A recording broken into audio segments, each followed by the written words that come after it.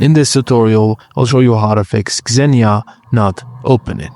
Firstly, visit the official Xenia website and download the latest stable version, or you can grab it from Canary on GitHub for more cutting-edge features. Now, on your PC, create a folder where you want to store the emulator files. Name it something like Xenia Fresh to keep things organized.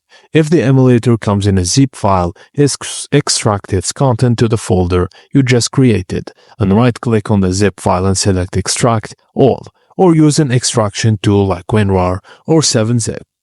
Without any saved data, you can now try launching a game on Xenia. Simply add the game by selecting File, Open, and browse for the game's ISO or folder.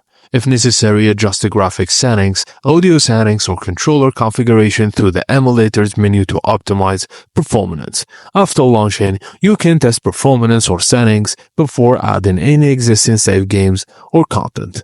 And that's it, guys. Thank you for watching, and please don't forget to like and subscribe for more.